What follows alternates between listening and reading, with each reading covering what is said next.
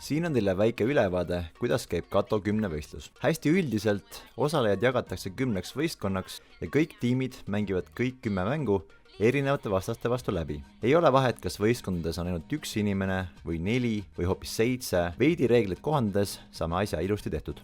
Esimese asjana sätime kõik mängud alale laiali. Mängude vahel võiks olla võimalusel ka veidi hingamisruumi. Kuna võistlus on jagatud nii-öelda 2 poolajaks, siis mängud võiks ka platsile panna nii, et esimese poole 5 mängu oleks lähestikku ja teise poole 5 mängu oleks lähestikku. Seejärel lähevad nende juurde maasse sildid mängu nimedega.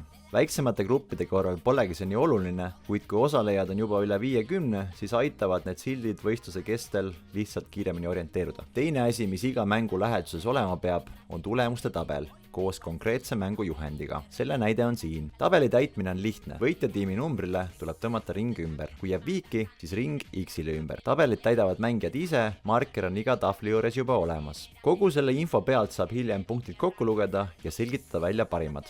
Mängu võidu eest saab 3 punkti, viigi eest 1 punkti, kaotusest 0. Plats on valmis, seejärel saabuvad mängijad. Tiimidesse võib neid jagada kuidas iganes soovite, loosiga pikkusjärjekorras vahet pole. Ainuke reegel on see, et võistkondi peab tulema kokku täpselt 10. Kui mõnda tiimi jääb näiteks 4 mängijat ja mõnda 3, pole sellest mitte midagi hullu. Mängukäiku see ei mõjuta. Aga ideaalis oleks hea, kui neis oleks enam-vähem võrdselt liikmeid, mitte nii, et ühes on 8 ja teises 1. Seejärel antakse igale tiimile juhendileht, kus on kirjas, kellega ja mis mängu nad millal mängima peavad. Selle näide on siin.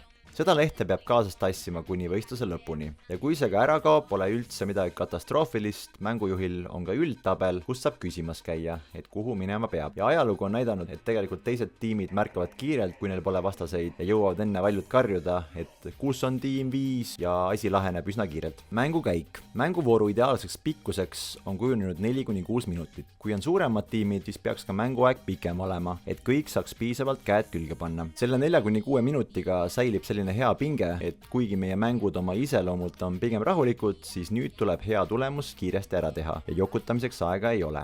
Iga vooru vahel on 2 minutit pausi. Selle ajaga tuleb panna tulemus tabelisse kirja ning leida platsilt oma järgmine mäng. Jällegi ajalugu on näidanud, et pigem on inimesed 1 minutiga juba valmis uut vooru alustama, kuid pikem paus tõmbab veidi tuure alla. Kes tahab, saab näiteks lonksu juua võtta. Kellal hoiab silma peal mängujuht. Kui kõik mängijad on omadel kohtadel, kõlab vile, stopper käima. Vooru keskel on hea mängijatele hõigata, et jäänud on pool ajast, jäänud on 1 minut, viimased 10 sekundit võiks lausa alla 0 lugeda. See lisab ka mõnusat pinget. Siis jälle vile, 2 minutit pausi ja peale esimest vooru on tegelikult inimestel juba üsna hästi selge, mida nad tegema peavad ja liiga palju suunata ei olegi vaja.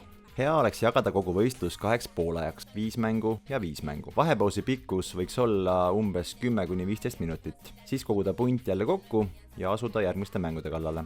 Üks hea nipp, mis kogu ürituse veidi sujumaks teeb, on see, kui enne mõlema poolaja algust jalutada kogu pundiga kõik 5 mängu läbi ja demonstreerida kiiresti, kuidas konkreetne tegevus käib ja mis on reeglid. Kuigi reeglid on kirjas ka mängude juures olevas tabelis, siis visuaalne juhendamine töötab kordades paremini. See elimineerib kohe terve portsu küsimusi, mis mängu keskel võiks tekkida ja kuna voorude pikkus on ainult mõni minut, siis iga sekund on arvel. Kokkuvõtteks. Kato 10 võistlus on hea võimalus katsetada uusi ja põnevaid mänge. Mängud on valitud täpselt sellised, et vaja ei ole ei kiirust ega jõudu, küll aga tuleb kasuks täpsus ja natuke õnne kuluks ka ära. Seega on nad sobilikud nii 7-aastatele kui ka 70-aastatele ja loomulikult kõigile vahepealsetele ka. Soovi korral toome ise mängud kohale, viime võistluse läbi ja viime mängud ka minema. Teine variant on see, et me paneme teile kogu vajaliku kraami valmis ja saate ise mängud läbi viia, kuidas iganes teile paremini sobib. Võistluse pikkus on umbes 2 tundi ja sobiv mängijate arv 2-80.